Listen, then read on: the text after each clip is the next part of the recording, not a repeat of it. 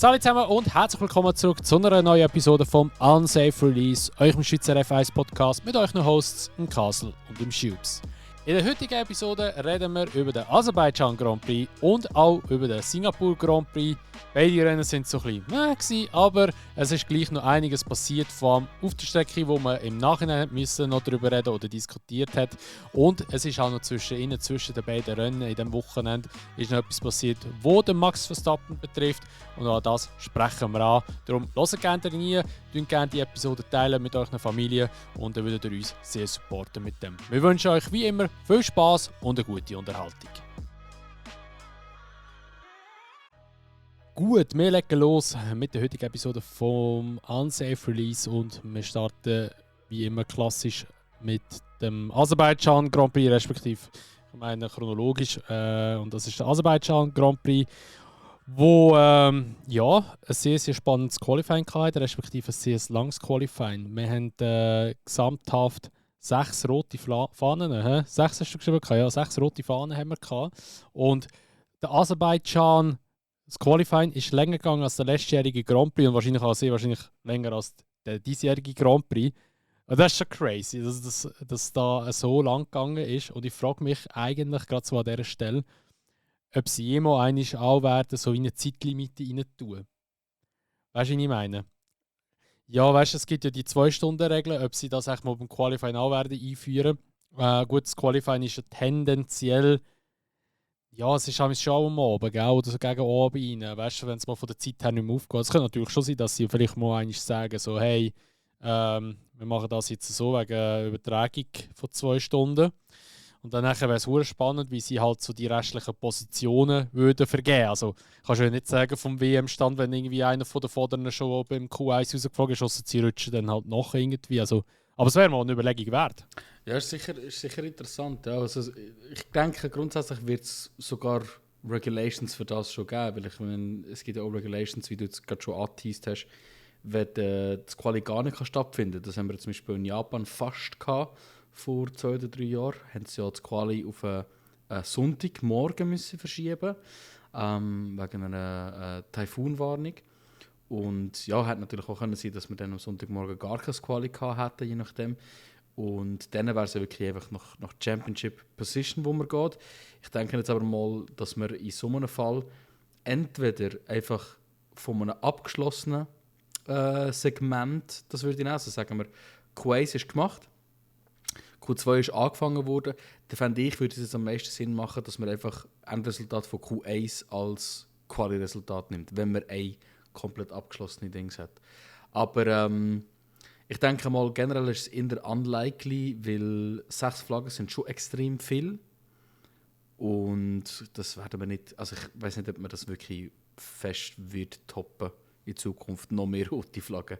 Also vielleicht höchstens in Monaco oder so mal, wenn man ganz viele Rookies hat. Aber es sind lustigerweise nicht einmal die Rookies unbedingt, die crashed sind. Das ist noch funny eigentlich. Das ist wirklich eigentlich krass. Unter anderem ist eben auch der Oscar Piastri in die Wand rein und hat den Karren geschlissen gehabt. Und wer ist auch noch in die Wand rein? Das kann ich auch sagen. Elben? Dann also so aus dem Köcher rausgeschossen, hätte ich jetzt einfach mal Stroll gesagt. Aber ob er wirklich crasht ist, weiß ich nicht. Der Liam ist glaube ich nicht, weil der Liam hat ein super Qualifying gehabt, respektive auch ein sehr starkes Rennen hat er ja auch gehabt. Der recht gute Punkte gegeben. Dann nachher, es ist halt immer so, wenn die Grand Prix irgendwie 2 Wochen zurück sind, hast du irgendwie schon alles wieder nicht mehr im Kopf finden. Oh mein Gott, Alter. Aber ich kann es genau sagen. ChatGPT Grüße gehen raus. Also Oscar Piastri, Q3, Charles Leclerc Q3, Alex Albon Q1, Hulk auch in Q1, Gasly in Q1, Colapinto in Q1 und Oli Bearman in Q2. Alter, das ist krank. Stimmt. Nicht einmal der Stroll. Ein einziger Rookie, 2 Rookies, der Bearman und der Colapinto. Ja. Das ist eigentlich krass, ja. Von 6 roten Fahnen sind 2 von Rookies ausgelöst. Das ist schon heftig. Ja. Okay. Ja, aber ich glaube, das ist halt doch ein bisschen, Aserbaidschan ist schon eigentlich seit Beginn von, wo es halt den Rebrand zur Formel 2 gegeben hat, ist Aserbaidschan schon als fester Bestandteil eigentlich mit drinnen. Also die ganzen neuen Rookies, die jetzt mittlerweile reinkommen, die können Aserbaidschan alle schon sehr gut, weil sie es halt schon in der Formel 2 halt auch haben können fahren. Ich glaube, das ist schon sehr viel wert. Hat man nicht zuletzt auch gesehen an der Performance von den Rookies, aber da können wir auch noch drauf sprechen, weil ich glaube, als allererstes, wenn wir das Rennen anschauen, gibt es eine Nadel, oder, wo man unbedingt darüber reden muss. Eine Nadel? Ja, ich weiß auch nicht. Eine Nadel im Auge, ein Dorn im Auge von allen McLaren-Fans, von allen Piastri-Fans. Also du meinst den Norris? Nein, ja. Ja, das kommt dann später. Bei allen Piastri-Fans ist wahrscheinlich der Norris gerade so ein bisschen der Ton im Auge, ja. für nach Singapur definitiv. Aber in Aserbaidschan hat ja der Piastri einen Fehlstart gehabt. Und ja, der hat dann eigentlich gerade abdelegiert auf P20. Ja, ist dann kurze Zeit später auch noch rausgecrashed. Und dort ist etwas, wo ich spannend finde, ist die Diskussion von wegen Penalty oder nicht Penalty. Und da habe ich selber mir sehr viele Gedanken darüber gemacht. Weil schlussendlich muss man das Ganze noch so anschauen. Wenn ein Fahrer Jumpstart macht, dann kommt er immer eine Penalty über. Und wenn ein Fahrer jetzt in der gleichen Runde noch rausscheidet oder erst in der 40. Runde rausscheidet, müsste er ja eigentlich gleich die Penalty bekommen haben oder nicht. Und ich habe eigentlich gemeint, und da muss ich mich jetzt vielleicht korrigieren, dass er eigentlich für den Singapur Grand Prix eine Strafe bekommen hat. Aber jetzt am Singapur Grand Prix ist mir nichts aufgefallen. Hat er eine Strafe gehabt oder nicht? Nein, er hat keine Strafe bekommen. Nein, es ist ja so, dass anscheinend ist es wirklich so, dass wenn du ein Penalty hast, das ist irgendwie mal vor 2 Jahren oder so ist das eingeführt worden, wenn du einen Jumpstart hast und du eben, glaube ich, relativ früh im Rennen rauscrashst, also eigentlich gar nicht die Möglichkeit dazu hast, um die Strafe abzusetzen. Oder sie ist auch gar noch nicht ausgesprochen worden. Es ist ja nur eine andere Investigation, das glaube ich schon, ich weiß es gar nicht, aber es ist noch gar keine ausgesprochen worden. Da kannst du nicht jemanden bestrafen, der gar nicht mehr im Rennen ist, so blöd gesagt, weißt du, in dem Sinn. Und darum ist er dann nachher ist er eigentlich mit einem blauen Auge davon gekommen. Also er ist dann rausgecrashed. Für ihn war das selber die grösste Bestrafung gewesen. Ja. Und, aber das ist ja dann nachher, ist das vom Regelwerk ist es, eben so festgelegt worden, habe ich mal gemeint. Aber ich habe irgendetwas gelesen, das Video dazu gesehen, aber es ist schon so korrekt, wie es gemacht wurde. Aber ich verstehe es schon. Ich habe auch im ersten Moment, ich habe das mit dem Vater angeschaut, das Qualifying, und da habe ich ihm gesagt, er wird eine Penalty bekommen für Singapur, weil er einen Jumpstart gemacht hat und er hat es nicht absetzen können. Aber anscheinend ist es eben wirklich nicht so. Aber ich bin am Anfang auch davon ausgegangen. Das Ding ist aber, ich finde, weißt, wenn man sagt, ein Jumpstart wird bestraft, dann sollte er bestraft werden, whatever. Und ich sage das aus einem ganz einfachen Grund, weil ein Alonso hat die Strafe bekommen, er hat das Rennen fertig gefahren. So. Und dann wiederum sage ich aber auch, und das ist das, was ich schon die ganze Zeit sage, ich vermisse so ein bisschen das Charlie Whiting-Style Stewarding, wo man halt ein fixes Regelwerk hat, aber mit gesundem Menschenverstand das Regelwerk einsetzt. Und das ist halt immer schwierig, weil du darfst halt, du lässt sehr viel Raum für Korruption in dem Ganzen inne. Und du lässt auch sehr viel Platz für keine Ahnung, sagen wir, ein Vettel wird zu einem Race Steward und dann nachher alle Red Bull und Ferrari Entscheidungen bevorzugen, oder? Du lässt einfach sehr viel Platz für so etwas. Aber ich finde, bei einem Failed Start sollte es eine Penalty vergeben. Wenn aber der Fahrer durch den Failed Start so oder so Platz verliert, wie es der Piastri gemacht hat, sollte man können als Race Director die Regeln overrulen und sagen, gut, er hat sich selber schon genug bestraft, indem dass er halt nachher den Anti-Stall hat oder selber noch mal gewartet hat. Das haben wir beim Alonso mal gehabt, vor ein paar Jahren. Das war, glaube ich, noch im Alpine gewesen. Dort hat er einen Fehlstart gehabt, hat noch mal gewartet und ist nachher durch das eigentlich voll in Nachteile hineingekommen. Und ich finde eben, das vermisse ich irgendwie, weil die ganze Diskussion ist einfach nur mal ganz klar gewesen, kommt eine Penalty über oder nicht. Und ohne die Spezialrule, die du jetzt erklärt hast, hat er safe eine bekommen. Und das hat ihn mega schade gefunden, weil er ist ja schon genug bestraft gewesen.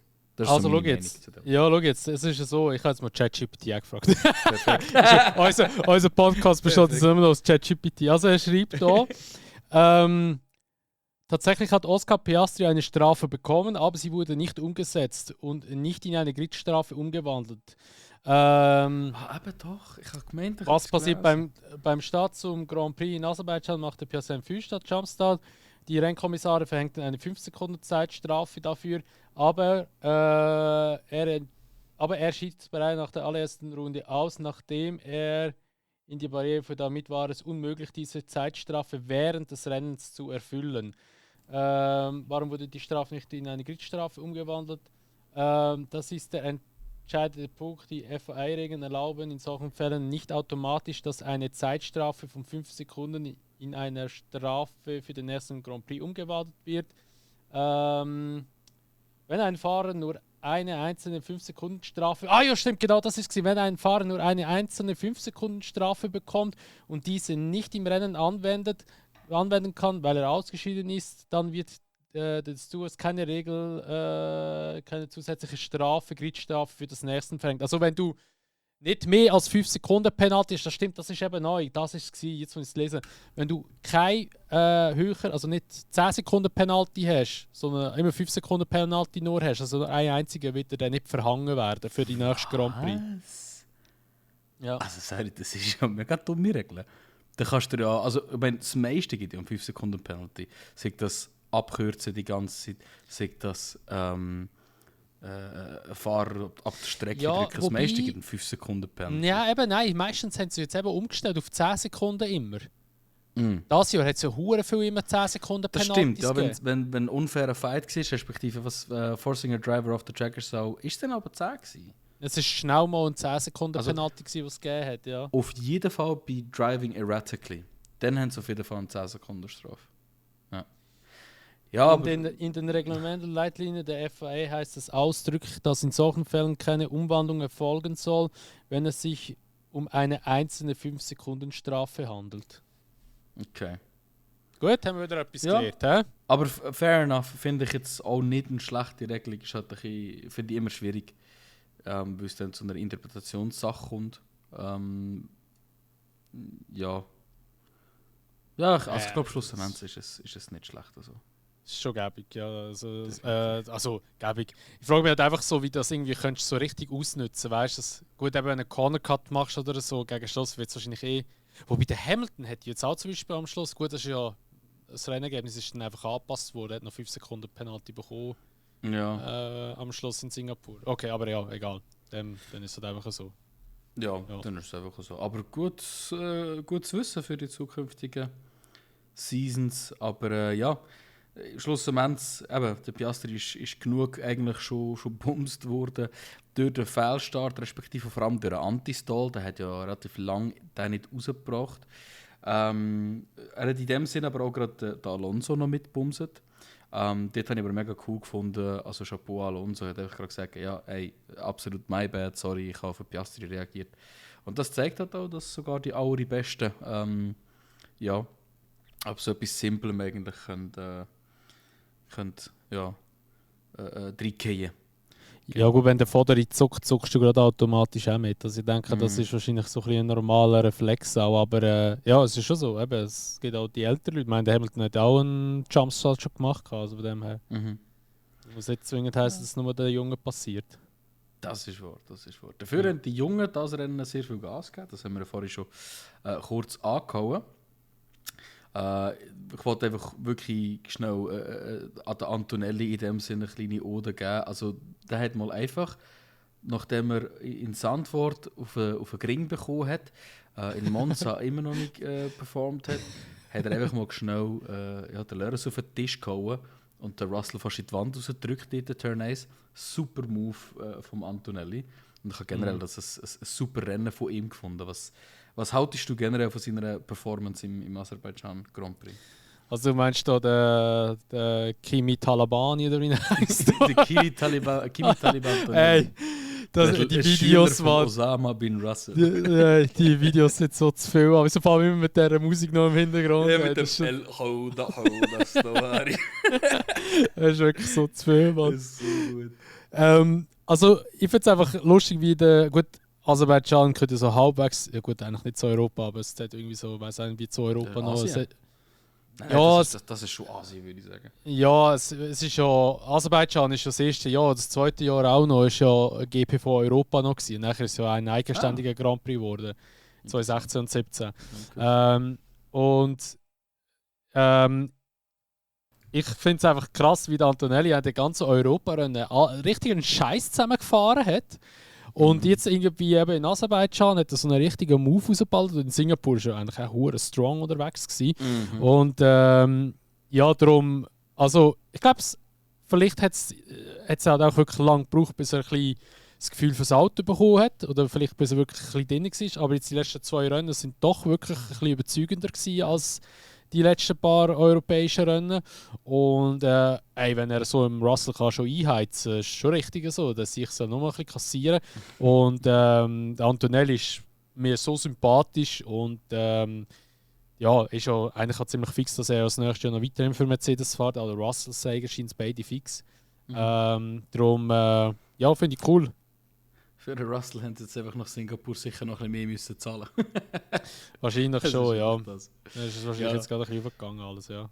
Ja, Genau. Nein, aber ich glaube, beim Antonelli hat es wirklich einfach vielleicht auch mal einfach den Klapp vom Toren gebraucht, oder? Weil er ist natürlich schon sehr casualet worden vom Toto und hat halt wahrscheinlich dann vielleicht mental, also das so im Unterbewusstsein kann auch sein, so ein bisschen davon spüren, so, ich kann mir ein bisschen etwas erlauben, ich bin ja noch ein Rookie, oder? Aber ich glaube, der Toto hat ihn wahrscheinlich schon gut wachgerüttelt, weil ja, keine Ahnung, also schnell fahren kann er und er muss es einfach nur zeigen. Er muss es einfach aus sich rausholen und wenn er so bis Ende Season weiterfährt, dann ist eigentlich der Move absolut berechtigt gewesen, ihn direkt zum Mercedes zu holen und nicht noch in einen Williams oder so reinzustecken. Sonst ist es wie beim Russell, so für einfach ein paar Jahre so ein bisschen wasted Talent, weil ich denke auch beim Russell, klar, ich hätte jetzt niemals wollen, dass ein Bottas früher muss gehen, aber auch ein Russell hätte früher dürfen zu Mercedes gehen. Und ich glaube, aus dem haben sie einfach ein bisschen etwas gelernt, auch, nehme ich mal an. Ja, das ist schon so. Genau. Also es hat ja wirklich noch tatsächlich Gerüchte gegeben, dass ja der Antonelli und der Sainz sollen Swap machen. Aber scheint ist das eben relativ schnell dann auch vom Sainz oder von seinem Management dementiert worden, dass es eben nicht so sei. Ja, aber der Sainz ist auch auch, okay. Ich glaube, zu Mercedes ganz klare Haltung oder zu allen Top-Teams. Ihr habt vorher auch kein Interesse gehabt an mir, jetzt müsst ihr nicht noch kommen. So. Und verstehe ich bis heute im Fall nicht. Gehabt, auch schon bevor es klar war, dass er geht. Er ist schon ein paar Mal approached worden von Williams. Oder? Verstehe ich im Fall bis heute eigentlich immer noch nicht. Ich habe jetzt gerade vor kurzem habe ich nochmal die letzte Staffel von Drive to Survive geschaut. Und ich habe es eben noch krass gefunden, weil dort hat ja auch der Will hat dann so gesagt, so, dass Sainz sagt eigentlich also bei Ferrari dazu mal ist ja, also die letzte Saison war ja auch wieder urstark und alles. Und die erste Saisonhälfte ist der Sainz einer der stärksten Fahrer am Grid. Ja. Wenn du nur seine Ferrari-Karriere jetzt anschaust im 24. Und ich meine, Sainz ist gekommen 2021, ist er, glaube ich, ja, 2021 ist er zu Ferrari gekommen, oder ist es 2020? Nein, 2021 ist er gekommen. 22, 23, 24? Ja, 2021 war er bei Ferrari gewesen. Er ist schon mit dem alten Chassis noch gefahren, also Foreground Era ist er schon bei Ferrari gewesen. Der Sepp ist 2021 ist er bei Aston gefahren, da weiss ich noch. Ja, stimmt. Und, was 4 Jahre war, stimmt. Und er ist ja dort auch gekommen und er ist ja besser als der Leclerc. Er hat ja dort mehr Punkte geholt. Und ich habe ja immer gesagt, der Sainz, der ist verdammt stark. Und er ist einfach, ich finde, der Sainz ist, ich finde vom Charakter her mega sympathischer. Der ist einfach eine verdammte Maschine. Er hat schöne Haare und er hat Dings. Er ist wirklich. er hat schöne Haare. Ja, er ist ein Smooth Operator. Er sieht wirklich gut aus. Also, Südländer ist ja wirklich sehr, sehr stark. Aber nein, aber er ist einfach ein hure guter Fahrer und ich verstehe das bis heute nicht, wieso dass der Toto ihm nie eigentlich ein Angebot gemacht hat. Ja, ich von vorweg schon. Er hat schon zu Red Bull-Zeiten ein Angebot machen für den Sainz. Wieso hat der Sainz überhaupt zuerst zu Renault müssen? Er hat im Toro Rosso als einziger Teammate, mit Ausnahme vom Ricciardo, im Verstappen Stirn geboten. Es gibt nur 2 Fahrer auf dem Grid, die im gleichen Team im Verstappen haben können die Stirn bieten. Und das ist der Ricciardo, der nicht mehr auf dem Grid ist, und der Sainz. Ja. Und von dem her, ja. Also bin ich absolut deiner Meinung. Sainz, trotz allem, was er jetzt schon erreicht hat, ist er immer noch underrated. Und ich wäre extrem enttäuscht, wenn jemals der Tag wird kommen, wo der Sainz seine Karriere beendet und nicht Weltmeister ist. Ich Gut, will, dass also, er das unbedingt schafft. Weltmeister, glaube ich, wird er nie. Aber ich Ich kann mir gut glaube vorstellen, ich glaube, er hat das Potenzial dafür. ja, die Frage ist halt einfach mit welchem Team. Weil ich meine, mit Williams wird es. Also ich glaube nicht, dass Williams in den nächsten 2 Jahren so einen krassen Sprung macht, dass sie um die Championship fahren. Gut, man weiß es nie, gell? Bei McLaren war es auch so gewesen. Die sind ja eigentlich auch vor.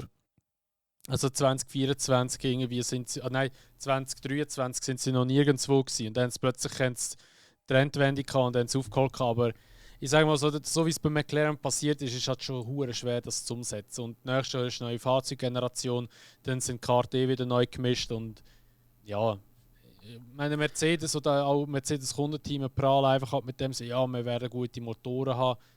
Ob das wirklich so ist, wissen wir ja auch nicht. Gell? Also, ich glaube, einfach Audi wird stark sein, aber ja, mal schauen. Ich sage, Stand jetzt wäre fast die beste Chance für den Sainz, dass halt Oscar und Lando sich Ende dieses Jahr deren Weg verstreiten, dass einer von diesen beiden sagt, fuck off, und dann der Sainz halt irgendwie zurück zu McLaren kann oder so. Aber ich sehe halt nicht, wie er zu Red Bull soll gehen, zu Mercedes soll gehen. Höchstens, dass er zurück zu Ferrari könnte, wenn Hamilton doch einfach den Stecker zieht. Aber sehe ich ehrlich gesagt auch nicht, dass er dort viel Erfolg wird haben, weil Ferrari halt einfach Ferrari-Sachen macht. Oder? Also, Ja. Die andere grosse Hoffnung, die er noch könnte haben, ist, mit Williams, die werden nicht wieder Weltmeister in den nächsten 10 Jahren. Da bin ich überzeugt, einfach weil sie so weit hinter drin sind. Die andere Hoffnung wäre, dass Aston Martin vielleicht immer Chance gibt, nachdem der Fernando geht oder so. Das könnte man auch noch vorstellen. Ja gut, aber bei Aston gibt es halt einfach so viele andere Kandidaten, die halt rein könnten, also in eine Gruppe könnten. Zum Beispiel, es gibt ja auch da wieder Gerüchte, dass Leclerc schon Gespräche gehabt mit Aston Martin und auch mit Mercedes schon. Und auch Verstappen. Verstappen natürlich auch immer, genau. Aber sind wir ehrlich, wenn ich jetzt so überlege, wo ein Sainz ab nächstes Jahr, Ende nächstes Jahr her könnte, der würde für mich eigentlich nur Ferrari in Frage kommen. Weil sind wir ehrlich, ein Hamilton, ich glaube nicht, dass ein Hamilton nach 2026 noch fährt. Sag es jetzt, wenn das Auto WM-fähig wäre, wenn er die WM gewinnt, hört er auf. Wenn er nicht die WM gewinnt, hört er auf. Also ich glaube nicht, dass er länger als 26 fährt. Und wenn du bei Ferrari schaust, was die noch so für Fahrer haben im Petto, die könnten raufkommen in die Formel 1, haben sie einfach gefühlt niemand. Sind nur ein Anfang Leclerc, also Leclerc sind Brüder, aber der ist jetzt nicht gerade irgendwie der Reisser. Wer haben sie schon noch? Da haben sie noch den Dino Beganovic haben sie noch, aber der ist auch... Oh. Sie könnten den Robert Schwarzman irgendwie doch wieder ins Ferrari-Programm Ja, aber der ist viel zu lange nicht mehr in einer Formel 1. Der ist mit Grounding Era ist er gar nie gefahren. Außer den TPC-Tests. Aber sonst... Ja. Also weißt du, von dem her ist ja für Ferrari der Sainz eine mega gute Option wieder. Und der Fred Vasseur hat ja schon mal angetönt, dass es wieder eine Option wäre, wenn er noch Lust hat. Dann. Und ich meine, der Leclerc versteht sich auch gut mit dem Sainz. Wenn der Leclerc bei Ferrari bleibt, ja, wieso nicht? Ja, es ist, also ich habe das Gefühl, wenn der Leclerc nicht bei Ferrari bleibt. Ich habe immer das Gefühl gehabt, Ferrari ist für Sainz eigentlich der perfekte Ort. Oder ich habe das schon ein paar Mal gesagt. Ich finde, bei jedem Fahrer gibt es so ein Gefühl, wenn er im richtigen Team ist, dass einfach so das perfekt ist und stimmt. Ja. Das ist bei Max Red Bull, George Mercedes, auch in meinen Augen Hamilton Mercedes, aber eben halt auch Sainz Ferrari. Ist für mich einfach irgendwie so genau das Richtige. Und ja, ich hätte eigentlich gerne gesehen, dass er dort irgendwo noch seine Karriere beendet und ich hoffe, dass er das irgendwie wieder kann. Ferrari ist ja auch bekannt dafür, dass sie, wenn sie sagen, wir würden ihn gerne mal wieder zurücknehmen, dann machen sie so. Sie haben es mit mehreren Fahrern schon gemacht. Von dem her ist es nicht unlikely, dass das kommt. Aber ja, ich denke, unter dem Strich kann man sagen, er hat mit Williams sicher einen guten Backbone. Also wenn alle Stricke reißen, wird er immer können bei Williams bleiben. Und wenn sie erfolgreich werden, umso besser. Er sagt ja auch, er kauft in das ganze Ding rein und investiert in das rein in dem Sinn. Also nicht mit Geld, sondern wirklich halt einfach, er glaubt daran, dass sie das werden schaffen, wieder Erfolg zu haben. ja, nur habe ich jetzt da, also persönlich muss ich sagen, nicht so Hoffnungen, dass die wirklich wieder ein Championship-Winning-Team werden. Aber vielleicht hat er noch einen Race-Win mit Williams. Mal schauen. Hat ja schon mal gelangt Ja. aufs Podium. Ja, Genau. hat schon mal gelangt aufs Podium. Wir haben einen riesen Umschweifer gemacht. Das zeigt, glaube ich, einfach, wie gut das Sainz effektiv ist. Sonst würden wir nicht so viele Wörter über ihn verlieren. Aber jemand anderes, der mich auch sehr überzeugt hat, in dem Aserbaidschan-Wochenende, war der Hadjar. Der überzeugt mich sowieso in der letzten Zeit, die ganze Zeit, habe ich das Gefühl. Ja. Er hat ja aber leider, trotz einer guten Position eigentlich, einen Engine Failure gehabt. Und was ich krass finde bei ihm, ist die Art, wie er mit dem umgeht. Weil als Außenstehender könntest du jetzt vielleicht sagen, boah, Alter, der ist hure emotional, was schreit der gerade so ins Mikrofon? Und dann könnte man halt wirklich auch die gleiche Kritik, wie man Yuki schon die ganze Zeit gegeben hat, sagen, ja, das ist einfach ein Hitzkopf. Aber was ich, und da greife ich jetzt vor, mit Singapur auch, würde auch nochmal Engine Failure gehabt, was ich daraus höre, ist, wie viel Bass der Bub hat und was er für hohe Anforderungen jetzt schon an Toro Rosso, V-Carb halt stellt. Er sagt ganz klar, es kann doch nicht sein, dass die Engine so viele Failures hat. Und er ist auch jedes Mal, wenn er nicht so ein gutes Quali hat wie sein Teammate oder nicht besser ist als sein Teammate, merkst du, ist er immer extrem hässig und sagt so, nein, ich habe einen scheiß Job gemacht und so. Und da muss ich sagen, erstaunt mich, dass er noch nie ein Championship gewonnen hat und trotzdem so einen Drive hat, vielleicht genau wegen dem. Oder? Aber das überzeugt mich extrem davon, dass er halt nicht nur Können hat, sondern einfach auch extrem viel Base hat, zum mehr machen und auch das Team um sich herum kann aufbauen, dass sie mehr machen wollen. So. Ja. Ja, also ich finde ja beim Hadjar wirklich geil, auch eben, wie er so mit seinen Emotionen kämpft, sage ich jetzt mal. Im Qualifying dort in Aserbaidschan hat er, glaube ich, 18 Mal aufs Lenkrad aufgehauen. Ja. Und auch sich irgendwie auf den Helm gehauen und alles drum und dran. Also er ist schon mit viel Emotionen dabei, aber das braucht es auch. Und ich meine, beim Yuki war immer so ein bisschen das Problem, er hat hure rumgeflucht. Und der Hadjar regt sich ja mehr über sich selber auf, halt manchmal, sage ich jetzt einmal. Aber also ich finde ihn gut und eben, es ist auch definitiv, also ich gehe schwer davon aus, dass nächstes Jahr Hadjar bei Red Bull fährt. Yuki leider Gottes so gerne ich ihn habe, wird es seine letzte Formel 1 Karriere, also seine letzte Formel 1 Saison sein. Kann gut Und, sein, und kommt Dings auf, der Arvid Lindblad. ja, also der Lindblad schlägt sich nicht schlecht, er ist jetzt nicht überragend gut, aber er schlägt sich genug gut, um halt sich den V-Carb-Sitz zu verdienen. Der Liam, ich habe das Gefühl, der wird so in ein Niemandsland reingehen, sodass ihm andere Teams nicht wollen, aber Red Bull wird nicht wollen. Ich glaube, es wird Also so ein ich glaub, Kwiat-Ding werden. Ja, das Ja. Yuki-Kwiat-Ding, ja.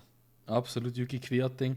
Und ja, sehe ich auch so. Also der Hadjar, mich dünkt, es ist eben nicht nur einfach der Fakt, dass er wirklich schnell ist, sondern der Fakt, dass er einfach auch so einen Biss hat und so einen Trieb hat, voranzukommen.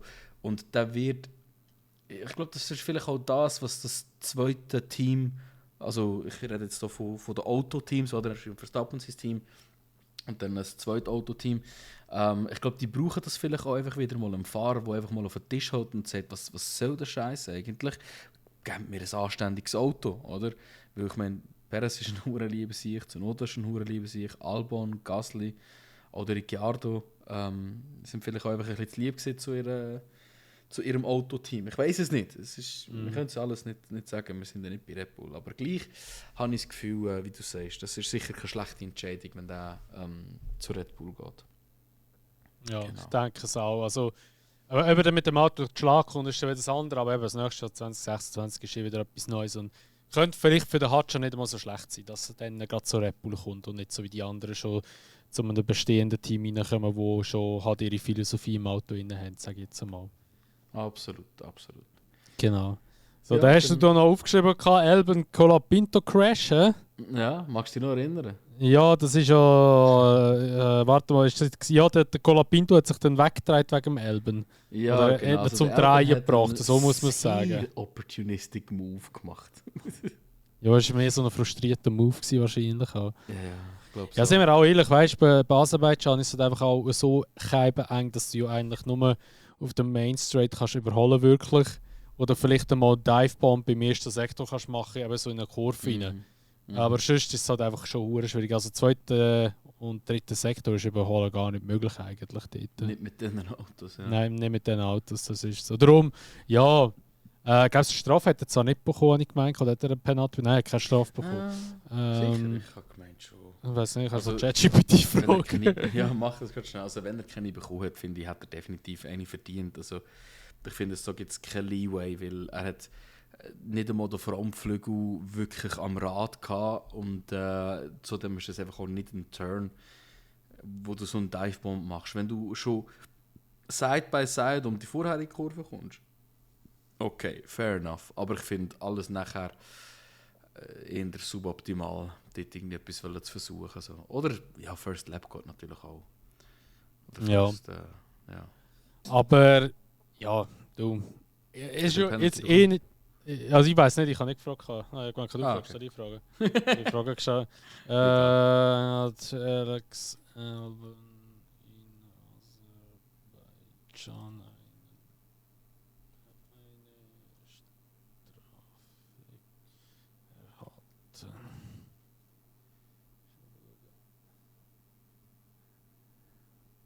erhalten. Er hat 10 Sekunden Penalty bekommen, tatsächlich. Eben doch. Und 2 Ich finde ja Strafen. justified. 10 Sekunden.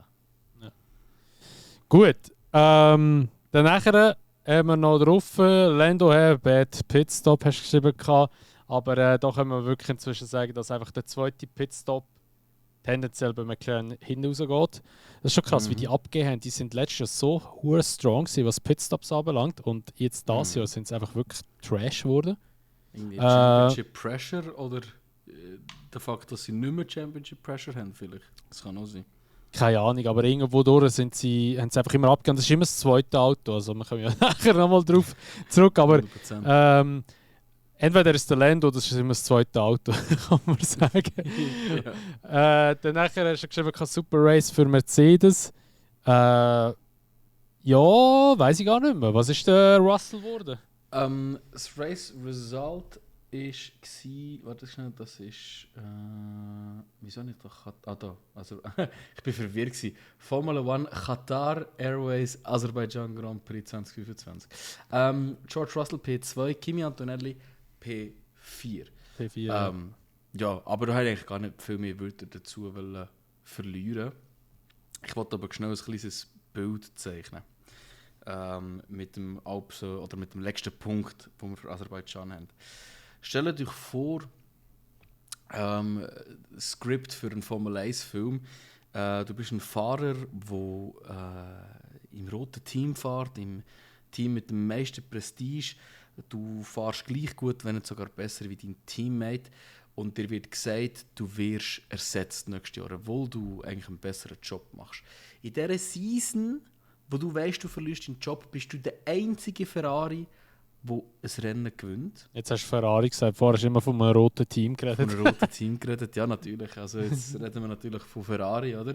Und du bist der Einzige, der ein Rennen gewinnt. Auch schon ein Jahr vorher bist du der Einzige, der gegen den dominanten Max Verstappen ein Rennen gewonnen hat. Und also dann, der letzte Jahr stimmt nicht ganz, weil der Leclerc hat in Monza gewonnen und Monaco hat er auch gewonnen. Im korrigieren. 24. Ja. Im 23 war er der einzige Fahrer, der den Max 23. besiegt hat. Ja, im 24 hat er Monaco und Dings gewonnen, der Leclerc. Genau, aber you get the script, oder? Und dann kommt die neueste fucking Season. Stell dir das einfach vor. In einem Team, das hinterst hure hinten ist, einfach wirklich, also das Auto mag knapp an Punkten hin.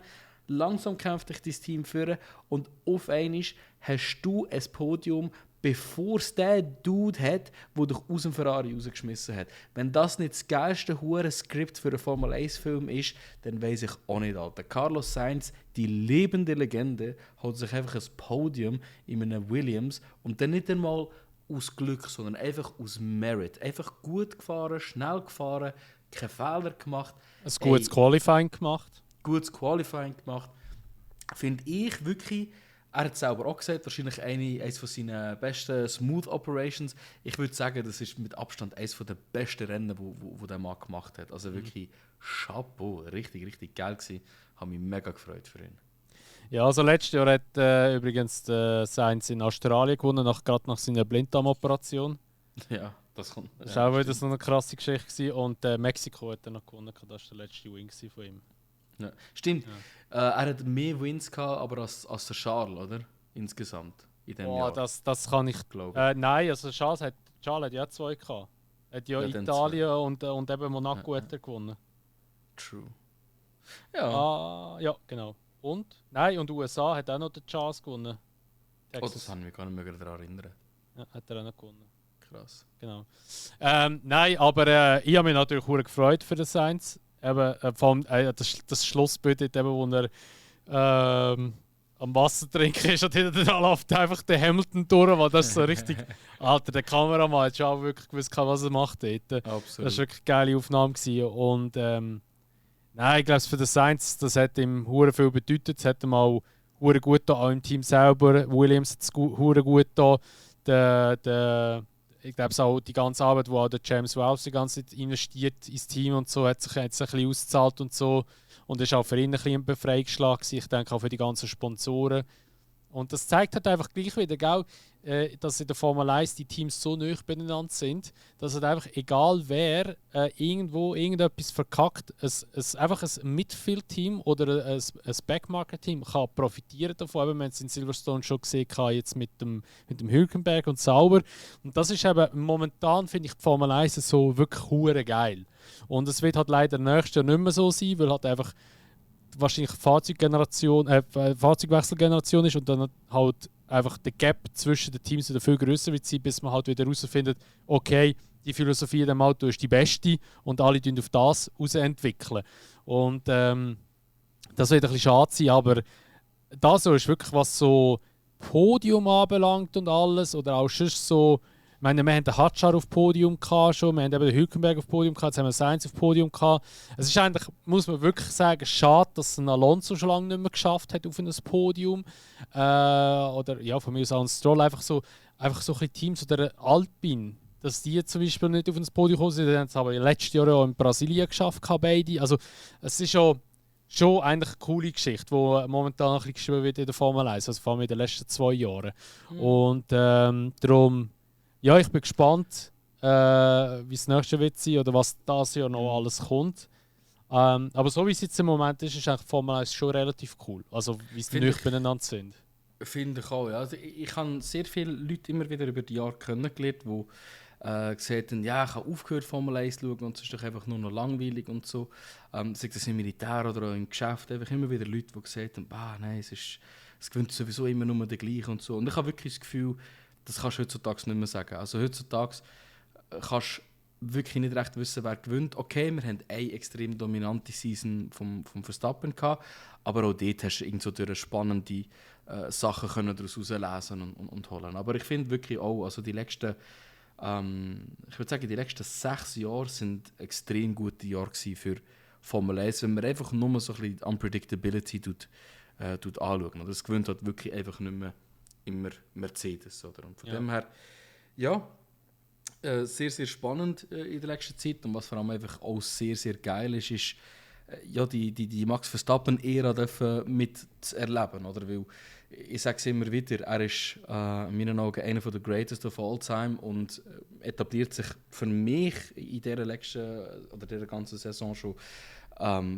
potenziell zum Greatest of All Time. Klar, das sind grosse Worte, wenn es ja, Menschen gibt oder gegeben hat wie ein Senna, wie ein Schumacher, wie ein Hamilton, wie ein Fangio. Oder? Aber ich finde, es ist nicht mehr so weit hergeholt, wenn man halt so Sachen anschaut wie sein NLS-Debüt.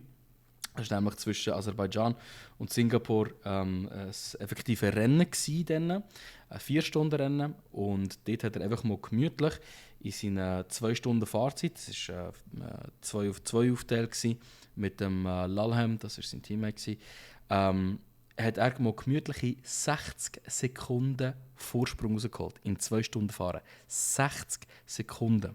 Das ist crazy. Klar, wir reden hier nicht von einer Fahrerklasse à la 24 Stunden von Le Mans, wo wirklich hochrangige Fahrer mitfahren. Aber man muss schon sehen, es gibt Leute, die seit 30 Jahren in dieser NLS Championship mitfahren Und er ist diesen Leuten 60 Sekunden voraus weggefahren in seinem ersten Rennen. Und das hat dann schlussendlich einen Win von über 24,4 Sekunden Differenz gegeben. Der Lalheim hat ein bisschen Pech gehabt mit gelben Flaggen und so. Und für die das Rennen nicht geschaut haben, kann ich nur empfehlen, wenn er wieder so etwas macht, schaut das, weil dann seht ihr den Max mal wieder so richtig, wirklich so enorm happy, wie er halt so, ich sage jetzt mittlerweile eher seltener ist, wenn er mal einen Win hat oder so. Aber es war wirklich sehr, sehr spannend gewesen und auch cool gewesen, zu sehen, mit welchem Respekt er an das Ganze dran gegangen ist. Er hat nicht gesagt, ich bin vierfacher Weltmeister, gebt mir einen Platz in der NLS, ich wollte jetzt fahren können. Sondern er hat wirklich sein eigenes Team aufgebaut. By the way, Schweizer Team. Es ist die Schweizer Hymne gelaufen. Es ist nämlich Emil Frey von Safenwil, wo sein Team halt in dem Sinn ist, sein Racing-Team. Und mit denen arbeitet er zusammen, dann noch weitere Rennen zu machen. Also wirklich kann ich wärmstens empfehlen, wenn ihr wieder hört, dass er Langstreckenrennen macht, gehen sich reinziehen. Die sind immer gratis auf YouTube als Livestream erhältlich. Sehr, sehr cool gewesen. Genau. Ja, ich habe es nicht gesehen, muss ich ganz ehrlich sagen. Ich habe nur ein bisschen Highlights gesehen oder ein bisschen so Ausschnitt. Ich habe nur den Overtake gesehen, den er im Rasen raus gemacht hat von einem langsamen Auto, das ich überholen musste. Und der zieht ihn auch einfach durch, weißt du. Und ich finde auch, ich meine, ich bin ja nie ein riesen Max Verstappen-Fan gewesen, aber da muss ich eben halt auch, da habe ich das letzte Mal schon gesagt, muss ich schon Credits geben. Also der Max Verstappen ist für mich von allen Fahrern in der Formel 1 der beste, den es je gegeben hat, bin ich ganz ehrlich. Also stellst du ihn jetzt schon definitiv über den Senna? Ja. Okay. Weil das Ding ist, ich werde ihn erst zu 100% über den Senna stellen, wenn er die Championship noch gewinnt. Wenn er die Championship zurückholt mit so einem riesen Defizit, dann gibt es für mich gar keine Diskussion, dass er der beste Fahrer von allen Zeiten ever ist. Ja, weißt du, ich finde halt einfach, der Max hat einfach schon mehrfach bewiesen, dass er, auch wenn er nicht in einem guten Auto hockt, also jetzt auch wieder in Singapur ist es ja auch so, hat ja auch recht oft geflucht mit dem Heck und alles drum und dran, dass das Auto sich anfühlt wie eine Handbremse, die er angezogen hat, teilweise, wenn er in die Kurve hineinfährt und so. Also er muss nicht mal das beste Material haben und er kann gleich einen Norris im Schacht halten, weißt du, blöd gesagt.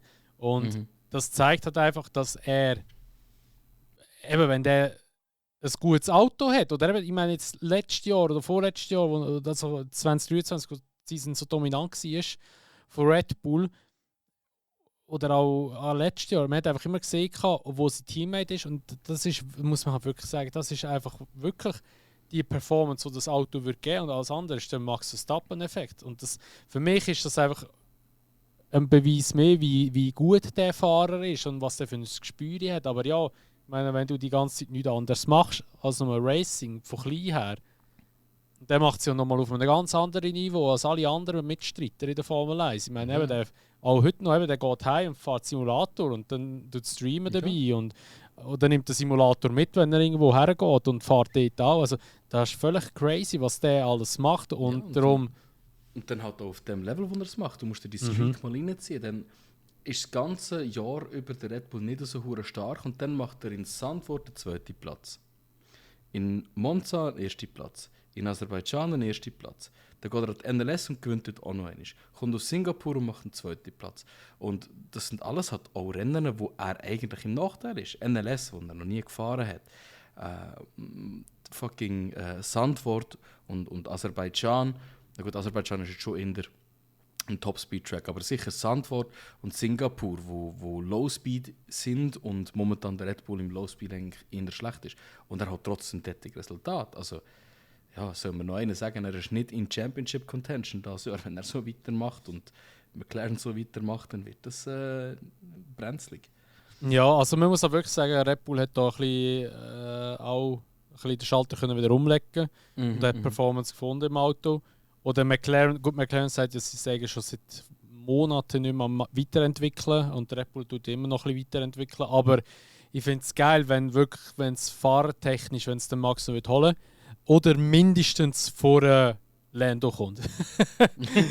Aber nicht vor Oscar. Ich finde es lustig, wie wir so ganz andere Championship-Aussichten haben, weil ich habe den Oscar auch mega gern. Aber für mich ist es gerade andersrum. Ich sage, Hauptpriorität, die mich am happiesten würde machen, ist, dass der Verstappen noch gewinnt. Und das Zweite wäre, dass der Norris gewinnt. Jetzt aber nicht falsch verstehen, nicht weil ich Norris-Fanboyen will, sondern einfach, weil ich einen Championship-Fight richtig geil fand. Und so garantiert es natürlich ein geiler Fight noch bis das Ende. Also ich bin so oder so happy, egal wer von diesen 3 gewinnt, ob es jetzt einen 5-fachen Weltmeister gibt oder einen, der zum ersten Mal etwas gewinnt. Fände ich mega, mega cool. Mm. Gut, also, dann kommen wir eigentlich schon zum Singapur Grand Prix, wo wir ein bisschen angeschnitten haben schon. Und ja, gerade zu Beginn vom Wochenende ist ja so eine Hitzewarnung rausgegangen. Was hast du geschrieben dort? 50 Grad? Also, effektiv waren es 30 bis 33 Grad Celsius. Im Auto die spürbare Temperatur, das könnt ihr vielleicht auch, wenn ihr mal Wetter leset und dann heisst spürbare Temperatur, das ist wegen dem Wind zum Beispiel, dass der tiefer ist als, oder höher ist als das. Im Auto drinnen werden die Fahrer sich gefühlt haben, als ob sie ungefähr zuerst 50 Grad Celsius Hitze um sich herum hätten. Und ich habe auch das Gefühl, gegen Ende Rennen hat man das den Fahrer angesehen, dass es etwa so heiß wird sein. Ja, also die Fahrer sind ziemlich durch nach dem Rennen.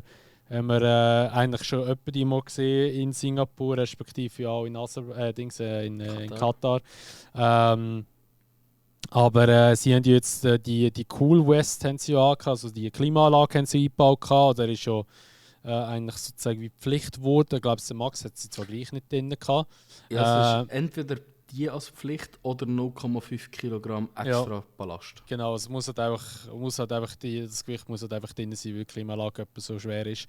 Und also nicht 0,5, 5 Kilo sind es im Fall. By the way, nicht 0,5. Also 5 Kilo. Nein. Machen wir also 5 Kilo. 5 Kilo, ja. Aber 5 Kilo ist ja nicht viel. 0,5, Ja, 500 Gramm sind es nicht. Die Weste ist 500 Gramm. Das kann sein. Selber. Die Weste selber, wo sich die Fahrer haben können entscheiden, ob sie wollen oder nicht, ist 500 Gramm. Das kann sein, das weiß ich nicht. Aber das Klimaaggregat im Karren ist 5 Kilo. Alter, das ist krass. Aber das hat sicher auch noch ein paar Teams durch Dings durchgeschmissen, so mit ihren Setups und so. Ja, da haben sie sicher irgendwie etwas noch gemacht, kann man gut vorstellen.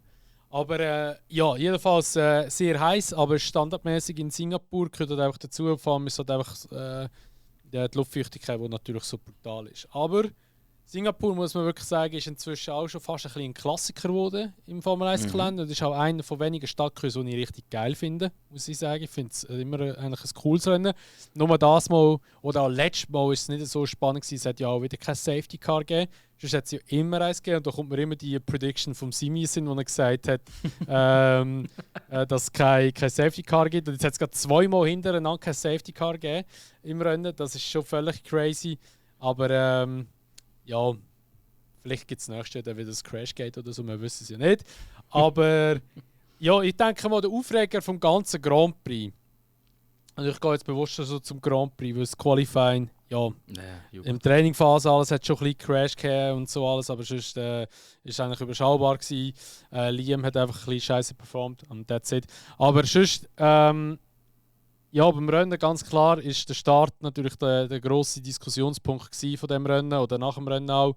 Und zwar der Norris ist ja ein bisschen in den Oscar reingerutscht und hat ja auch ein bisschen den Max noch fast berührt, hat ja nachher Frontwing Damage gehabt, also das Endplate rechts oder links ist, ich weiß gar nicht mehr welche Seite, hat ja auch ein bisschen gelampt gehabt. Und da hat es auch viele sich aufgeregt, ja, dazu mal, der Magnussen hätte ja in Pits gehen, aber dann haben sie das eben extra geändert, weil sich ja alle Teams immer aufgeregt haben, dass sie in die Pits gehen wegen der Spiegelei-Flagge. Und also, eben wie gesagt, ich bin ja nicht ein Norris-Fan. Ich würde aber wirklich behaupten, dass das nicht extra war. Also ich habe schon das Gefühl, dass er wollte ausweichen im Max, dass er nicht hinten reindonnert oder so. Und vielleicht auch gerutscht ist, weil man muss halt immer noch beachten, es war eine Startphase, es hat ja noch Pissen und alles und das war jetzt vielleicht nicht gerade der optimale Grip rum. Und klar, es ist ungünstig, dass neben dir gerade ein Teammate ist und du in reinrutschst. Ich denke mir aber einfach auch, du bist so im Heat innen, gerade dort an der Startphase, du hast gefühlt 1 Million Autos um dich herum, es passiert so viel um dich herum und ja, da passieren halt so Sachen, die nicht unbedingt passieren sollten. Ich meine, für uns als Zuschauer ist es geil, es wird jetzt noch spannender, respektive der Oscar ist ja offensichtlich richtig piss gewesen. Der hätte ja wollen eigentlich, dass man Positionen wieder tauscht oder irgendwie, dass man irgendetwas macht. Und da hat es einfach geheißen, nein, wir lassen es so dabei. Auch die Stewards haben nicht eingegriffen, was ich völlig in Ordnung finde, weil ich denke immer so teaminterne Geschichten sollten die Stewards eigentlich nicht gross eingreifen. Aber ja, aus meiner Sicht ist es jetzt nicht so gewesen, dass, also vorhin der behauptet, es sei extra vom Lando. Das würde ich jetzt nicht sagen. Ich finde das immer tricky, wenn man wirklich sagt, dass man so etwas extra macht. Ich wollte gerne einen sehen, der so ein filigranes Auto, wie ein Formel 1 Auto, mit Absicht versucht, so zu bedienen. Oder Bumping is Racing. Das funktioniert nicht. Du hast viel zu viel Risiko, dass du dein eigenes Rennen komplett kaputt machst mit so etwas. Und in meinen Augen ganz klar, also ich bin mir sogar ziemlich überzeugt und bin mir ziemlich sicher, dass er den Max sogar auch berührt hat. Also es war definitiv einfach ein Ausweichmanöver gewesen. Und ich kann es auch nicht haben, wenn Leute sagen, viel zu aggressiv war von Norris. Sie sind in einem Championship-Fight. Und der Oscar hat ihm einen riesen Gap gelassen. Wieso soll der Norris nicht für die Gap gehen? Also, verstehe ich wirklich nicht, wieso dass sich generell auch die Community jedes Jahr, frage ich mich immer, das macht mich ein bisschen hässig. Ich verstehe, man hat den einen Fahrer lieber als der andere und so, aber jedes Jahr wird sich immer so extrem gespalten und es ist immer, nein, der Oscar, der hat recht, nein, der Norris, der hat recht. So, ey, manchmal muss man einfach auch mal das Racing anschauen, wie es ist. Und ich finde, da hat jetzt jeder andere Fahrer aussen dran können sein und man hat nichts gesagt. Aber man sagt jetzt halt einfach etwas, weil halt der Oscar nebendran war. Und vom Oscar her selber, ab seiner Reaktion, muss ich einfach sagen, das ist ganz klar einfach das Monster, wo McLaren mit dem Ganzen kreiert hat. Sie haben, ich finde, gute Ansätze mit dem Lancilo Racen. Das habe ich aber im letzten Podcast auch schon gesagt. Sie haben eben auch sehr schlechte Ansätze in der Umsetzung oder im Verständnis dafür. So, was ist fair, was ist nicht fair. Ich finde es aber ein bisschen schwach vom Oscar, sich dieser Wegen zu beschweren. Und ich finde auch, ich greife jetzt extrem vor, ich finde, es ist vielleicht nicht schlecht, wenn wir das schnell im Paket behandeln, das ganze Drama. Ich finde auch sehr schlecht, wie er sich verhalten hat gegenüber dem Team. Weil er hat ja am Ende des Rennen, währenddem ihm der Zak Brown am Gratulieren war, einfach das Mikrofon ausgesteckt, oder dass Zak Brown nicht ja, aber das habe ich geil gefunden. Absolut. Ich finde es auch geil. Ich finde es immer geil, wenn Fahrer Emotionen zeigen. So ist es nicht. Den habe ich richtig geil gefunden, den Move. Danach halt auch mit dem Zelebrieren haben ja viele Leute nachher gesagt, ja, McLaren bevorzugt den Lando und ja, gut. Das ist mega unfair und so. Aber dort muss ich echt sagen, der Lando ist gerade vom Podium weggelaufen, während sein Team dort reingelaufen ist. Und dann haben sie gesagt, komm noch mit. Also das war niemals mit Absicht gewesen, dass man gesagt hat, wir wollen nur den Lando auf dem Podium haben. Niemals. So etwas könnte sich McLaren gar nicht erlauben. Und zweitens, der Oscar hat mehr als genug Zeit gehabt, vom Mediapan doch auch noch schnell dort hochgehen, mit ihnen zusammen zu zelebrieren, weil die sind lange dort oben gewesen. Also finde ich extrem unfair, dass man jetzt hier McLaren vorwirft, dass sie den Norris präferieren. Ich finde, das hat gar nicht danach ausgesehen. Und ich finde, ab jetzt sollen wir die Händchen wirklich abziehen. Jetzt haben sie die Weltmeisterschaft gewonnen. Jetzt wollte ich sehen, wie die zwei Autoteams nicht mehr miteinander reden, wie die einfach mit Hass aufeinander, mit verschiedenen Strategien zugehen und einander blockieren. Im Dings ist mir scheißegal, ob Fahrer Freundschaft darunter leidet oder nicht. Ich wollte jetzt einen richtig geilen Championship-Fight sehen und ich hoffe, dass das so passiert. Ich hoffe, dass McLaren jetzt nicht wird reinlängen in den zukünftigen Rennen, weil ab jetzt geht es um die Fahrer und nicht mehr ums Team. Bei dem vom Podium mit dem Team, das sehe ich ein bisschen anders, weil ich meine, der Oscar geht ja nicht von alleine in die Medienrunde. Die haben ja immer ihre PR-Manager, Leute da, die sie dabei haben. Und die wissen ja dass sie dort rauf können. Wieso sagen sie dem nicht so, hey, warte noch Oscar, du kannst mitgehen aufs Podium, du musst auch nicht dort zu den PR-Leuten. Nicht geplant war Formel 1 kurzfristig im Team gesagt, hey, wenn wir noch dort gehen und geplant wäre eigentlich gewesen, dass der Norris und der Piastri einfach zum Mediapen runtergehen und dort Fragen beantworten. Da glaube ich nicht. Die haben ja das ganze LED haben sie umgestellt auf McLaren. Kannst du mir doch nicht erzählen, dass sie das nicht geplant haben. Die ganze LED-Wand hinten ist schon alles mit McLaren. Das war schon geplant, aber es war nicht geplant, dass der Lando dort oben ist. Weil der Lando war einfach gerade auf dem Rückweg und sie haben gesagt, komm doch schnell mit. Ja, da glaube ich jetzt weniger. Also da kann ich es irgendwo durch nachvollziehen, dass man sagt, so, ja, eben, das ist ein bisschen assig gegenüber dem Oscar. Oder man hätte wirklich können sagen, hey, geh auch schnell mit rauf. Aber sie sind einfach nicht die gleichen da. Und du sagst, dass der Lando von McLaren bevorzugt wird als der Oscar. Das ist ja so, definitiv. Also das sehe ich 100%.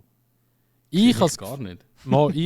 Ich habe das Gefühl, da ist ein bisschen der British Bias wahrscheinlich drin, der britisches Team und britische Fahrer. Nein, ich habe schon das Gefühl, dass der Lando ein bisschen bevorzugter wird als der Oscar. Habe ich schon das Gefühl. Definitiv.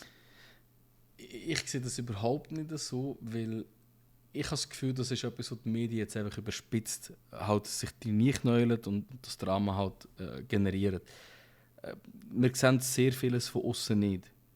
Aber was wir zum Beispiel sehen, ist, und wegen dem habe ich genau gewusst, dass die Diskussion kommt, und wegen dem habe ich die Statistik reingetan. Wenn du die langsamsten Pitstops anschaust, hat der Norris aber da kannst du ich weiß schon, das habe ich schon gesehen. Und der Piastri 2 langsame Pitstops. Ja, aber das ist ja nicht aussagekräftig. Aber warte jetzt. Ich sage jetzt nicht, dass sie mit Absicht schlechte Pitstops machen. Aber von diesen 7 langsamen Pitstops ist ab einem einzigen ein Teamorder dabei rausgekommen, wo man gesagt hat, man tut etwas wechseln. Und ja, das war zum Vorteil von Norris gewesen. Aber letztes Jahr hat man auch zum Vorteil vom wirklich widerwillig zum Norris, zum Vorteil von Piastri, entschieden, dass Piastri seinen Win zurückbekommt in Ungarn, obwohl es auch ein Teamfehler war. Also finde ich sehe das überhaupt nicht so, als ob sie den Lando bevorzugen. Wir werden es jetzt sehen, die nächsten paar Rennen in meinen Augen, aber ich sehe das überhaupt nicht so. Ja, aber die Pitstops sind nicht aussagekräftig. Weil schlussendlich ist es einfach ein Rennen geschehen, blöd gesagt. Und ich finde schon, dass sie eher für den Lando Dingsle entscheiden. Habe ich schon ein starkes Gefühl. Aber ich könnte jetzt mal gerne bei uns im Podcast reinschreiben. In die Kommentarfunktion, was ihr so glaubt. Aber also mein Gefühl sagt schon eher pro Lando. Weil ich meine, sie sind im letzten Jahr schon eher. Also, letztes Jahr hätte er ja eigentlich um die WM noch gekämpft, der Lando. Der hätte ja nachher müssen der Piastri helfen. Und eben da habe ich mir schon ein paar Mal aufgeregt. Der Tobu lädt 2-mal vorbei in Brasilien und der dreht es sich gleich noch. Und nein, also ich habe einfach so das Gefühl, so, wieso, also vor allem, weißt du, ich verstehe die Logik nicht dahinter. Ich meine, du hast einen Fahrer, der die Championship anführt, also hat er ja automatisch Prio 1. Das ist so seit Jahren immer so in der Formel 1. Wieso tun sie jetzt plötzlich sagen, so, ja, lass den Lando führen, weil eben, ja, scheiß Pitstop auf unserer Seite, tut uns leid. Einfach nur das Killen im Dorf ist ja hure dumm. Und ich meine, der Lando hat auch dazu mal in Ungarn hat er widerwillig den Piastri vorbeigelassen und hat ihn nicht gerade sofort vorbeigelassen. Das ist dann ein paar Runden gegangen, bis er ihn durchgelassen hat dort. Also eigentlich ehrlich gesagt, ist in den letzten paar Runden. Ich habe eine Antwort auf deine Frage, wieso dass man das macht, weil es eine ganz andere Situation ist. Und es ist auch eine ganz andere Situation als Ungarn letztes Jahr. Ungarn letztes Jahr hast du einen Norris in einem Championship potentially in einem Championship Fight. Er muss definitiv deutlicher als ein Piastri. Also ist der Norris wegen dem nicht happy gewesen, den Platz aufzugeben, was ich absolut verstanden habe zu dem Zeitpunkt. Und der Grund, wieso dass es, normalerweise sagt man ja schon, der Championship Leader wird bevorzugt. Ich würde sagen, Ferrari hat das definitiv ein bisschen auf die Spitze getrieben mit Österreich, zum Beispiel mit Barrichello damals. Aber grundsätzlich hat man in den Championships bis dahin sicher nicht so wenig Pressure von anderen Teams gehabt, wie das McLaren jetzt gehabt das Jahr. McLaren hat fast rekordverdächtig früh Championship oder Constructors Championship schon für sich entschieden. Also gibt es auch absolut gar keinen Grund, jetzt schon irgendeinen Fahrer zu bevorzugen. Es gibt erst einen Grund, einen Fahrer zu bevorzugen, wenn der Max Verstappen effektiv jetzt fährt, aufholen und es Gefahr besteht, dass nicht einmal einer der McLaren-Fahrer könnte die Championship gewinnen. Und ich glaube, da wird McLaren ziemlich knallhart sein. Sagen wir, der Verstappen gewinnt die nächsten 2 Rennen und die McLaren sind beide immer fast nicht auf dem Podium, dann werden die anfangen, den Piastri bevorzugen und da bin ich überzeugt. Dann gibt es kein Lando-Bias, gar nicht. Da bin ich überzeugt davon. Ja, ich sehe es ein bisschen anders, aber wir sehen es in Zukunft, wie sich das entwickelt. Das nächste Rennen ist ja was ist das nächste US Rennen? und A. USA. Texas. Ja, wird wahrscheinlich eher wieder ein bisschen Red Bull-Strecke sein, nehme ich jetzt mal schwer an. Nachher eigentlich so ab Brasilien wegsetzen, eigentlich eher wieder ein bisschen McLaren sein. Aber ja, mal schauen. Ich habe nicht so das Gefühl, ich habe einfach das Gefühl, also bei mir ist einfach McLaren, ich habe für ihn McLaren wirklich ein cooles Team gefunden, also hauptsächlich, wo der Daniel Ricciardo noch da war. Aber nachher, mir denkt es einfach heute, also vor allem das mit Lando und McLaren und jetzt eben auch mit dem Piastri und so, das ist so verweichlicht worden, Mann. Meinst du, ein Schumi hätte jemals so etwas gemacht oder ein Verstappen hätte nie jemand vorbeilassen. Da würde es einfach heißen, ja, nicht mein Problem. Ihr habt es verkackt, das ist doch nicht mein Bier. Und mir fehlt einfach gewiss wie die Härte. Und ich denke, der Piastri wäre schon fast an dem Punkt, dass er es machen würde, aber er weiß halt einfach auch, eben, es gibt unnötige Diskussionen, auf die hat er wahrscheinlich keinen Bock, aber ich habe das Gefühl, das wird sich jetzt ändern im Fall. Ich habe das Gefühl, jetzt sowieso. Selbst wenn McLaren es nicht zulässt, dass die Fahrer sich machen, wird der eine oder andere Fahrer, also ich glaube, der Piastri und der Norris einfach sagen, scheiß drauf, ich gewinne jetzt die fucking Championship. Ja, jetzt sowieso. Also jetzt wird es sowieso so sein, denke ich, dass der Piastri einfach das macht, was er für richtig hält, respektive, dass er halt einfach sagt so, hey, ich gehe jetzt da auf die Championship aus und egal was ihr sagt. Und das finde ich auch richtig so. Ich denke, der Mark Webber wird es ihm auch noch einmal sagen, ihm sein Manager. Ziemlich sicher, ja. Ja, aber das ist eigentlich so ein bisschen das Essentielle aus dem Singapur Grand Prix eigentlich schon gewesen. Ausser noch das Einzige, was noch war, dass der internationale TV-Broadcaster irgendwie gemeint hat, so, er muss einfach 100 Jahre auf Verstappen-Norris-Battle filmen, obwohl das nie etwas passiert ist. Richtig mühsam gewesen.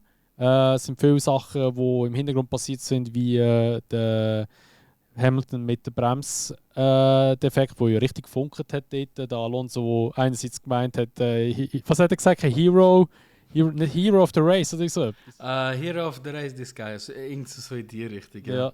Und nachher hat er sich ja abartig aufgeregt wegen dem Hamilton, dass es ja hure gefährlich sei, so zu fahren und so. Ja, hat auch mal die 5 Sekunden Penalty nachher gegeben. Der Hamilton hat dann nochmal Platz verloren gegen Schluss. Aber noch weiter genialer Radio, einfach schnell zum Reinschießen von Alonso und nach einem schlechten Pitstop. If you speak to me every lap, I will disconnect the radio. Ja, das ist richtig geil. Also tatsächlich, auf Deutsch Glück hat tatsächlich der Ralf Schumacher anscheinend auch schon mal gemacht während dem Rennen. Schon einfach ja. Ausgesteckt. Auch ausgesteckt, weil es ihm auf den Sack gegangen ist. Ja. Genau. Geil. Ja. Aber ich muss ehrlich sagen, ich hätte schon gewünscht, oder ich hätte schon gehofft, dass wenn der Norris zum Verstappen vorkommt, dass der Verstappen ihn ein bisschen bumst, hätte ich geil gefunden.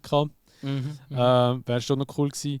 Aber sonst das Rennen war eben eigentlich relativ fad gewesen, muss ich sagen. Hadjar einfach mit Motorproblemen wieder, richtig schade. Hat sich ja aufgeregt nachher über den Motor. Und danach hat Alonso auch gesagt, noch im Post-Race-Interview, ja, er stellt sich ein bisschen in Frage, wieso dass man mit einem Defektauto so muss kämpfen gegen ihn, weil er tut ja so sein eigenes Rennen auch kaputt machen. Ja, ist halt weil er Base hat, Alonso. Wie du auch mal Base gehabt hast. Wahrscheinlich schon, ja. Ja, also ich sage grundsätzlich, ich finde, ein gutes Wort zum den Grand Prix zu beschreiben ist schade. Ja. Schade um das Wenige, was passiert ist, was nicht gezeigt worden ist. Es ist nicht viel passiert, aber man hat fast nicht davon gesehen. Und gerade im Hamilton seine Breakfelder zum Beispiel spektakulär zum Anschauen. Das ist ja, wenn ich es richtig verstanden habe, einfach komplette Überhitzung gewesen. Und der eigentliche Bremsbelag ist so weit abgenutzt gewesen, dass nachher einfach nur noch Metall auf Metall bremst hat. Das hat dann die Funken verursacht. Ja, und nicht zuletzt halt auch sehr viele geile Overtakes. Zum Beispiel der Overtake vom Antonelli am Leclerc, wo er also wirklich so Daniel Ricciardo-esque Lick the Stamp and Send It Overtake gemacht hat, wirklich von ganz, ganz weit hinten. Und das Zeug ist einfach nicht gezeigt worden. Und ja, das ist halt schon sehr enttäuschend. Vor allem, ja, weil wir es ja auch so gewohnt sind eigentlich. Der Broadcast ist ja eigentlich überall genormt jetzt, außer in Monaco. Und selbst in Monaco funktioniert das seit dem Stroll-Schlamassel eigentlich relativ gut. Also, Vettel kommt raus. What has happened to Stroll? We need to know. Ja, das ist wirklich geil, ja. Nein, aber sonst eben, es war wirklich so gewesen, Singapur ist das Rennen an sich schade gewesen. Im Nachhinein hat es dann endlich nochmal ein bisschen Würzig gegeben. Unter anderem auch mit dem Kommentar vom Piastri gegen Norris, wo er gesagt hat, wenn du ausweichst und nachher in ein Teammate reinfährst, ist das ziemlich schlecht ausgewichen. Und der Norris hat dann zurückgeschossen mit, ja, wenn du die Gap nicht nützt, die ich hatte, dann musst du auch nicht in der Formel 1 fahren. Also das ist so richtig so der Sender Spirit im Hintergrund gewesen mit so "If you no longer go for a gap that exists, you're no longer a Formula 1 Driver oder Racing Driver", sagt er zwar. Ja, also eben, da ist schon ein bisschen Fire drin. Ich denke, das wird jetzt dann am nächsten Rennen wird das wahrscheinlich dann wieder ein bisschen heissen, ja, wir haben das besprochen, intern ist wieder alles gut, aber ich denke, da wird schon ein bisschen Feuer drin sein zwischen diesen zwei, ja. Definitiv. Man merkt das immer, sobald sich halt ein Championship zuspitzt und es wirklich um ein Championship-Fight geht, dann sind dann auf einmal die besten Kollegen nicht mehr Kollegen. Wird auch definitiv der Fall sein, falls der Max jetzt noch mehr aufholt, dann wird der Lando und der Max sich auf einmal auch nicht mehr verstehen bis am Ende der Saison. Aber man sieht dann ja immer, also egal was für Streit das es jetzt gibt oder wie toxisch das es jetzt wird, von jetzt bis Ende Season, ich habe übrigens mega Bock drauf, ich habe richtig Bock auf den Rest von der Season. Egal wie toxisch das es wird, am Ende versteht man sich immer wieder, schaut den Hamilton und den Verstappen an, die können sich immer noch in die Augen schauen, trotzdem was im 21 passiert ist. Also, ja. Ja, also ich denke jetzt nicht, dass sie zusammen mal essen, also glaube ich jetzt weniger, aber ja, der Respekt ist gleich halt noch da, genau. Absolut. Ja, genau. Ja, und das Einzige, was schon passiert ist, was wir noch nicht angesprochen haben, ist aber jetzt auch weniger Formel 1 technisch oder relevant. Der Hamilton hat ja noch seinen Hund verloren, da haben sich alle mitbekommen. Ich glaube, es war irgendwie einer der meistgelikten Posts vom Hamilton selber im Fall, dass der Roscoe gestorben ist. Und dass noch Cadillac einen Formel 1-Chef geholt hat von Audi. Der ist rausgerührt worden, nachdem der Binotto gekommen ist. Und das ist der Adam Baker, hat er geheißen. Sagt mir aber nichts, ehrlich gesagt. Also, mir auch nicht. Ja, mal schauen, ob das etwas wird oder nicht. Aber das ist soweit schon alles. Also, du hast noch irgendetwas für den Podcast, aber ich glaube, wir haben soweit alles gesagt. Wir haben eigentlich ursprünglich gesagt, es soll eine kleine Episode geben. Ja, mit einer Stunde sind wir fast dabei. Ja, ist auch mal kleiner als sonst. Ist auch mal kleiner als sonst, das ist so. Ja, dann würde ich mal sagen, was es war mit der heutigen Episode vom Unsafe Release. Und falls euch die Episode gefallen hat, würden wir uns natürlich immer über eine Bewertung vom gesamten Podcast freuen, auf der Plattform, wo ihr den Podcast hört. Dort auch gerne Podcast teilen, um uns zu unterstützen, würde uns sehr helfen. Und ja, dann würden wir uns dann wieder plus minus in 14 Tagen, 3 Wochen, je nachdem, wenn wieder 2 Grand Prix Touren sind, wieder hören. Und bis dahin wünschen wir euch viel Spaß mit den weiteren Rennen. Und bis zum nächsten Mal beim Unsafe Release.